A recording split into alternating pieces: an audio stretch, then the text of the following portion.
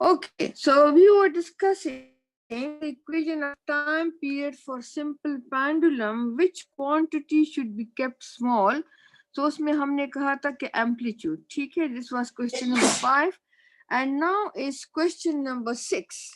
That if the period of oscillation of mass m suspended from a spring is 2s1, then the period of mass 4m will be. अच्छा, ये देखिए हमने जिस वक्त हम prove कर रहे थे that if a mass is attached to a spring then it will perform simple harmonic motion. अगर आपको याद हो तो ये हमने जब simple harmonic motion को हम प्रूव कर रहे थे कि कौन कौन सी body simple harmonic motion perform कर रही है, तो हमने ये भी कहा था कि उसमें अगर आपके पास मास m जो है वो अटैच है किसी स्प्रिंग के साथ और वो अगर वो टू एंड फ्रो मूव करेगा तो it will perform simple harmonic motion. और उसमें हमने कहा था कि एफ अप्लाइड जो है वो आपके पास होता है माइनस एफ रिस्टोरिंग के, और इसमें हमारे पास एफ अप्लाइड एम ए है जब मैं इस पे फोर्स अप्लाई करती हूँ, डिस्प्लेस करती हूँ फ्रॉम मीन पोजीशन और इसको किसी और पॉइंट पर लेकर जाती हूँ, तो ये एफ अप्लाइड था। और रिस्टोरिंग फोर्स हमने कहा था कि यहाँ पे चूंकि स्प्रिंग लगा हुआ है तो इसका एक स्प्रिंग कांस्टेंट एफ होगा, के होगा, and f will be equal to minus kx. If you remember, ये हमने ये किया था, and then a is equal to minus k by mx, and then a is equal to minus omega square x. So here this omega square जो है ये मेरे पास किसके इक्वल है, ये k बाय m के इक्वल है। तो यहाँ से मेरे पास आ जाएगा कि ओमेगा किसके इक्वल हो जाएगा, वो k by m under the root के इक्वल हो जाएगा। अगर ओमेगा मेरे पास k by m under the root के इक्वल है तो इसका if a mass is attached to a spring, इसका जो टाइम पीरियड t होगा that will be equal to 2 pi divided by omega. So 2 pi तो मेरे पास अपनी जगह आ रहा है और m की वैल्यू मेरे पास क्या है, this is equal to k by m, right? So if it is k by m तो ठीक, this will be equal to k by m under the root आएगा because omega is k by m under the root and this will be equal to 2 pi m by k, ये हो जाएगा आपके पास, right? अच्छा, कह रहा है कि अगर आपके पास मास m जो है वो m है तो उसका टाइम पीरियड t होगा, लेकिन अगर मैं इस मास को 4 टाइम करूं, the question is that if the period of oscillation of mass m suspended from a spring is 2s, इसका इस वक्त अगर मास m जो है वो सिर्फ m है, अकेला m है, तो उसकी जो टाइम पीरियड होगा वो होगा 2s, then the time period of mass 4m क्या होगा, ठीक है? अब time t is equal to 2 second, लेकिन वो आपसे पूछ रहा है कि t डैश क्या होगा जब मेरे पास m जो है वो 4m के इक्वल हो जाए, तो फिर मेरे पास उसका टाइम पीरियड क्या होगा, ये आपसे क्वेश्चन वो कह रहे हैं कि अगर t मेरे पास 2 सेकेंड है तो t डैश क्या होगा अगर मैं मास को चेंज कर लूं बाय 4m, ठीक है? तो अब हम कहेंगे कि t dash will be equal to क्या होगा, ये मेरे पास हो जाएगा 2 पाई, और मेरे पास अब m जो है वो m नहीं है बल्कि m डैश है, राइट? t डैश के लिए m डैश हो जाएगा divided by k, and then t dash is equal to 2 pi, और मेरे पास यहाँ पर m डैश क्या है, 4m, ठीक? तो दिस इज 4m, क्योंकि मैंने कहा कि m मेरे पास, ओके इसको m डैश कर लेंगे, m dash is equal to 4m, right? So this will be equal to divided by k, तो उसकी तरह उसी तरह आ जाएगा, then we can say that this will give me t dash is equal to 2 pi, तो अपनी जगह आ जाएगा, 2 को अगर आप बाहर निकाल लें तो ये आ जाएगा, and this will be m by k, and dash will be equal to, अगर इस 2 को मैं इस साइड पे कर लूं और ये 2 पाई m by k जगह चला जाएगा, so this is equal to what, this is equal to t, so t is equal to t, t dash is equal to 2t आ जाएगा आपके पास, राइट। लेकिन t उसने कहा है कि कितना है, 2 सेकेंड है, ऑलरेडी उसने आपको दिया है कि t is equal to 2 second. So now I will say that if is equal to 2 second, the t dash is equal to, तो t dash will be equal to 2 और इसकी वैल्यू मैं लगा लूंगी किस चीज की, 2 सेकेंड्स, ये इस 2 की वैल्यू। सो ये मेरे पास आ जाएगा t dash will be equal to 4 second. तो इसका आंसर 4 सेकेंड आ रहा है, ठीक है, ऑप्शन इसका 4 सेकेंड है।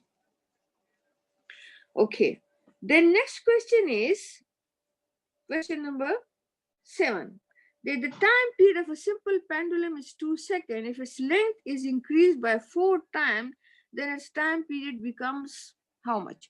अच्छा, ये बिल्कुल इसी तरह से है जिस तरह से अभी हमने किया है, लेकिन इसमें उन्होंने मास को 4 इंक्रीज कर दिया है और अब यहाँ पे हम लेंथ को 4 टाइम इंक्रीज कर रहे हैं। ये आपका क्वेश्चन नंबर कौन सा 6 है और ये आपका क्वेश्चन नंबर 7 आ जाएगा। तो यहाँ पर अगेन जैसे टाइम पीरियड जो है वो 2 सेकेंड है और अगर मैं लेंथ ऑफ द पेंडुलम को 4 टाइम इंक्रीज कर दूं, यानी अगर 4 टाइम हो जाए तो टी डैश क्या होगा, ये हमने कैलकुलेट करना है। So we know that T is equal to 2 pi under root L by जी।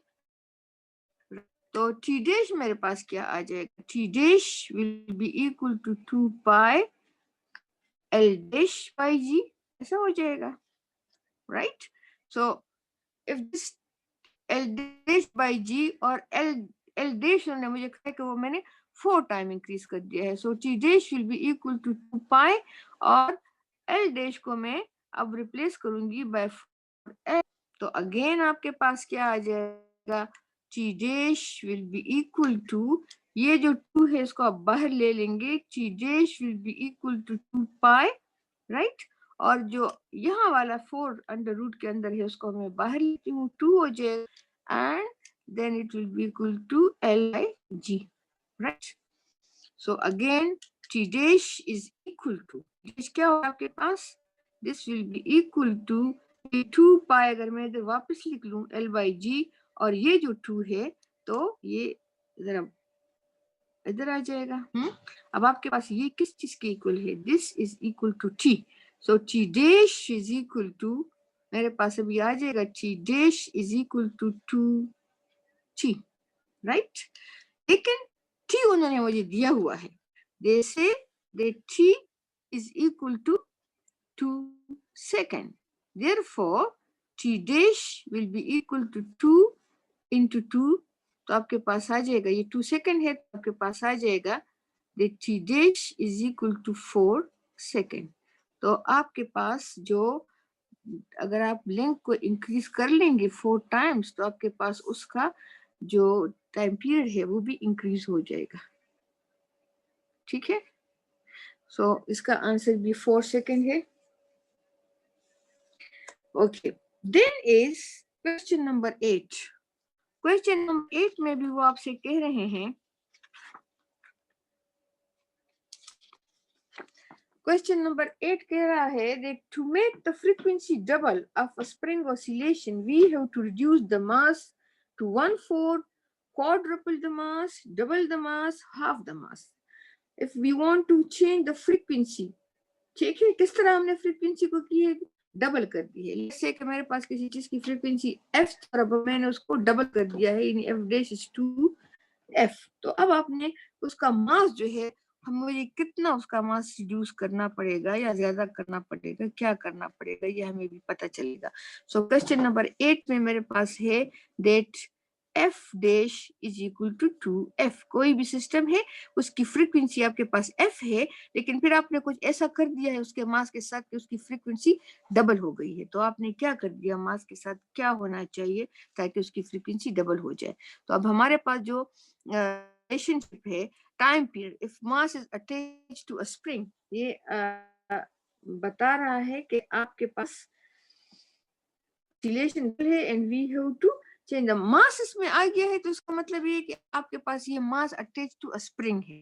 ठीक है, तो हमने कौन सा फॉर्मूला यूज करना है, हम कहेंगे T is equal to 2 pi under root m by k।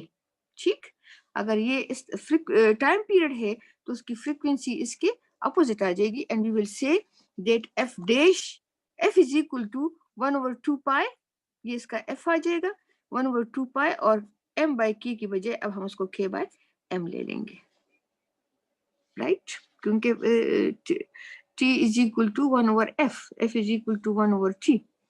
यहाँ से ये मेरे पास मैं लिख सकती हूँ f is equal to 1/t, तो इसकी वैल्यू मैंने यहाँ पर लगा दी है। ठीक, अच्छा, अब मेरे पास f की वैल्यू ये आ गई है, but they say that f dash is equal to 2f, मैंने m डैश फाइंड आउट करना है। सो f डैश मेरे पास आ जाएगा 1/2 पाई, और ये हो जाएगा k divided bye m dash. मैंने m डैश फाइंड आउट करना है, सही। अब अगर मेरे पास ये 1/2 pi k by m dash है, तो मुझे क्या स्टेप करना चाहिए ताकि मैं आसानी से इसका मास फाइंड कर सकूं, राइट। उसके लिए हमने दो तरीके हैं, लेकिन हम जरा आसान की तरफ जाएंगे, जो आसान होगा उसको हम फॉलो कर सकते हैं। So for this purpose we will say कि अगर मैं रेशो ले लूं दोनों का, रेशो भी ले सकते हैं, और हम ये भी कह सकते हैं कि शुरू से चेंज कर लें इसके मास को। कौन सा आसान लगेगा आपको, लेट मी चेक। अच्छा, अगर मैं f डैश ले लेती हूँ and f dash is equal to 2f, इसी को आगे लेकर जाते हैं। f dash is equal to 2f, mass को नहीं चेंज करते, f dash is equal to 2f, और मैं इसकी वैल्यू यहाँ पे सब्स्टिट्यूट करती हूँ। f dash is equal to 2, value मेरे पास क्या है 1/2 pi k by m dash. m dash नहीं आएगा, m आएगा, बिकॉज ये मैंने आपके पास f की वैल्यू लगाई। ठीक है, इस साइड पर मेरे पास m डैश होगा, राइट। सो आई कैन से कि अगर इसको मैं इसके अंदर ले जाऊं, तो I will write that f dash is now equal to 1/2 pi, और ये वाला जो 2 है इसको मैं अंडर रूट के अंदर ले आऊंगी। So I will write it is, जाहिर है 2 को जब मैं अंदर लेकर जाऊंगी अंडर रूट के, तो ये मेरे पास 4 हो जाएगा। ठीक है, we know that 2 is equal to √2 into √2, ऐसा है, और इसको मैं अंडर रूट 4 लिख सकती हूँ। तो जब मैं 2 को रूट के अंदर लेकर जाऊंगी तो ये 4 हो जाएगा, इट इज 4, राइट, और ये हो जाएगा k by m। This can be written as f dash is equal to pi under root k है, इस 4 को मैं नीचे ले जाऊंगी, m डिवाइडेड बाय इसके नीचे आ जाएगा, and f dash will be equal to 1/2 pi. अब आपके पास ये क्या है, k m डैश है ना, f dash is equal to 1/2 pi k by m dash. अब ये m डैश आपके पास किसके इक्वल है, ये m बाय 4 के इक्वल है। तो I can say that f dash is equal to 1/2 pi k by m। अगर इनको कर लूं तो आई कैन राइट, या चलिए इसको फिलहाल इसी तरह लेने दें, इसको मैं दूसरी साइड पे लिखती हूँ ताकि आपको समझ आ जाए।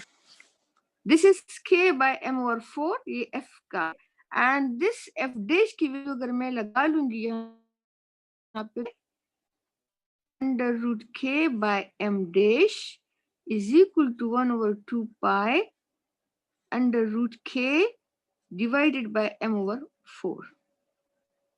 ठीक, दोनों साइड से मैं 1/2 पाई को भी कैंसिल कर सकती हूँ, मैं दोनों साइड से अंडर रूट भी कैंसिल कर लूंगी, मैं दोनों साइड से k भी कैंसिल कर लूंगी, तो मेरे पास क्या रह जाएगा, मेरे पास यहाँ पे रह जाएगा that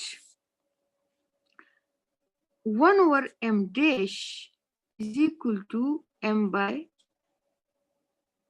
it is equal to 1 over m by 4, or I can say that m dash is equal to m by 4. 1 over कुछ हटा देती हूँ, तो if it is 1 over m dash is equal to 1 over m by 4, तो it means m dash is equal to m by 4. सही आ गया आपके पास। तो इसका मतलब ये है कि आपने क्या कर दिया है, आपने मास को रिड्यूस कर दिया है। Mass has been reduced to 1/4। ये आपका आंसर है। ऑप्शन इसमें कौन सा है? This is option reduce the mass to 1/4 option आपके पास आ रहा है। ठीक है, ये ऑप्शन ए आपके पास इसका आंसर है।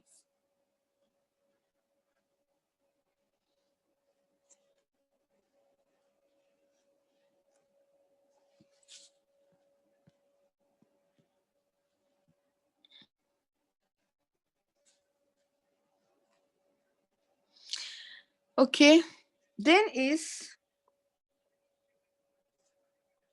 question number 9.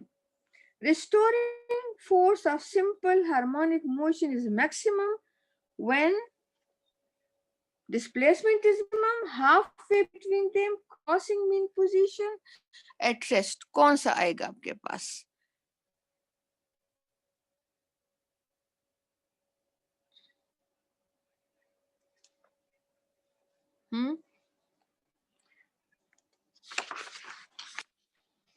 आपसे कह रहे हैं कि restoring force of simple harmonic motion is maximum when particle displacement is maximum. Restoring force कौन सा आपके पास है? Restoring force आपके पास ये है कि फॉर एग्जांपल ये आपके पास सिंपल पेंडुलम है और मैं इसको डिस्प्लेस करती हूँ, तो ये जब डिस्प्लेस होगा तो ये अपनी पोजीशन से ए की तरफ जाएगा और अपनी पोजीशन से बी की तरफ जाएगा। तो ये जब इस पॉइंट पर पहुंचता है तो फिर ये वापस आएगा अपनी मीन पोजीशन की तरफ। इसका मतलब ये है कि इस पॉइंट पे ये क्या कर रहा है, अपने मोशन को रिस्टोर कर रहा है। तो किस पॉइंट पर ये तो मूव कर रहा है, ए टू बी के इस बीच में ये मूव कर रहे हैं मुसलसल, लेकिन कौन सा पॉइंट ऐसा होगा जहां पे ये रिस्टोरिंग फोर्स ज्यादा होगा? तो जाहिर है ये उस वक्त ज्यादा होगा रिस्टोरिंग फोर्स जब इसका मैग्नीट्यूड मैक्सिमम होगा, यानी इस पॉइंट पे जब ये आएगा, इसका मैग्नीट्यूड मेरे पास x नॉट है और इसके बाद तो कहीं और नहीं जा सकता, तो इस पर मैक्सिमम इसका ये फोर्स अप्लाई करेगा to move toward the mean position. So इसका जितना ज्यादा एम्पलीट्यूड होगा उतना ज्यादा इसका रिस्टोरिंग फोर्स आएगा। तो ये जो क्वेश्चन नंबर 9 है, इसमें हम कहते हैं कि मेरे पास displacement if it is maximum, इसका ए ऑप्शन है कि अगर आपके पास डिस्प्लेसमेंट मैक्सिमम होगा तो ये ज्यादा रिस्टोरिंग फोर्स अप्लाई करेगा। दूसरा उसने कहा है कि हाफ वे बिटवीन देम, यहाँ पे कहीं क्यों, यहाँ पे क्यों, यहाँ पे मैक्सिमम होगा। दूसरा क्रॉसिंग मीन पोजीशन नहीं, यहाँ पे तो आपके पास वो तकरीबन उसकी वेलोसिटी मैक्सिमम होगी और फिर उसके बाद रिस्टोरिंग फोर्स तकरीबन खत्म होने वाला होता है, यहाँ तो हो ही नहीं सकता। एट रेस्ट अगर होगा तो फिर तो रिस्टोरिंग फोर्स का सवाल ही पैदा नहीं होता। So the correct answer is that if displacement is maximum. ठीक है, अच्छा, फिर उसके बाद हमारे पास आ रहा है question, the two springs of spring constant K1 and K2। Two springs है आपके पास और एक का जो स्प्रिंग कांस्टेंट है वो K1 है और दूसरे का K2 है। They are joined in series and the effective spring constant of the combination is given by this. अच्छा, अब इन्होंने क्वेश्चन नंबर 10 में आपसे कहा है कि मेरे पास दो स्प्रिंग्स हैं, एक का स्प्रिंग कांस्टेंट जो है वो K1 है और इसके साथ दूसरा कनेक्टेड है, उसका स्प्रिंग कांस्टेंट आपके पास K2 है और इसके साथ आपने मास, अब ये मास है जब, अब इसमें पूरे स्प्रिंग का कांस्टेंट जो है वो सेम नहीं है क्योंकि दो मुख्तलिफ किस्म के स्प्रिंग्स आपने अटैच किए हैं, लेकिन इसका एक कंबाइंड इफेक्ट तो होगा। तो वो कह रहे हैं अगर आपके पास ये एक K1 है दूसरा K2 है, तो जब मैं इस मास को डिस्प्लेस करूंगी तो इन दोनों का कंबाइंड इफेक्ट क्या होगा। लेट्स से कि मैं इस मास M1 को यहाँ से डिस्प्लेस करके किसी पॉइंट पर ले आती हूँ यहाँ पर, ठीक है। तो अब आपके पास ये जो स्प्रिंग है ये थोड़े से एक्सटेंड हो जाए। अब इसका जो नया स्प्रिंग कांस्टेंट होगा वो क्या होगा, वो आपके पास k होगा, ठीक। अच्छा, जब मैं अब डिस्प्लेस करती हूँ इस मास m को, तो थोड़ा सा ये स्प्रिंग भी आगे की तरफ जाएगा और थोड़ा सा ये भी आगे की तरफ जाएगा। तो इसका मतलब है कि K1 जो है ये भी कुछ डिस्प्लेसमेंट कवर करेगा और उसको मैं कहूंगी कि वो मेरे पास क्या है, यहाँ से ये अपनी इस पोजीशन से थोड़ा सा खिसक गया है, लेट्स से कि ये x1 आगे चला गया, ये अपनी पोजीशन से खिसक गया है, लेट्स से कि ये x2 आगे चला गया है, ठीक है। तो इन दोनों की वजह से फिर ये जो टोटल डिस्टेंस मेरे पास आ गया है वो टोटल डिस्टेंस क्या है, वो x है। यानी ये भी थोड़ा आगे चला गया है, ये भी थोड़ा आगे चला गया है, लेकिन ये जो टोटल डिस्टेंस है ये इन दोनों की वजह से है। तो इसको मैं कहूंगी कि ये मेरे पास x है and this x will to x1 plus x2। जाहिर है ये भी थोड़ा हिला है, ये भी थोड़ा हिला है, एज अ रिजल्ट आपके पास डिस्टेंस इस मास m ने ट्रेवल कर दिया है। So we have a relation that f is equal to kx। अब अगर मेरे पास ये डिस्टेंस जो है x1 ये ट्रेवल कर रहा है और उसका स्प्रिंग कांस्टेंट k1 है, so I will say that 1x1, right. और जो दूसरा होगा उसके लिए मेरे पास होगा f is equal to f2, it will be equal to k2 x2, right. Force तो मैंने एक ही अप्लाई किया ना, एक ही फोर्स है, F1 और F2 नहीं है, एक ही दफा मैंने फोर्स अप्लाई कर दिया, वो इस पर भी अप्लाई हो गया, वो इस पर भी अप्लाई हो गया। लेकिन इसका मास, इसका स्प्रिंग कांस्टेंट K1 है, इसलिए इसने डिस्टेंस ट्रेवल कर दिया x1, और इसका स्प्रिंग कांस्टेंट जो है वो K2 है, तो इसने डिस्टेंस ट्रेवल कर दिया है वो K2 है, राइट। तो टोटल डिस्टेंस जो हो गया वो x1 प्लस x2 हो गया। तो मेरे पास f is equal to k, ये f जो है इसके लिए जो होगा k1 x1 होगा और इसके लिए k2 x2 होगा, right. So now I will से that the total distance x is equal to x1 plus x2। तो x मेरे पास क्या है, यहाँ से मेरे पास x क्या है, x is equal to f by k, right? So I will say x is equal to f by k।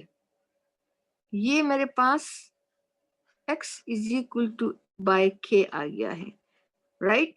तो यहां से मेरे पास क्या होगा, x1 will be equal to f over k1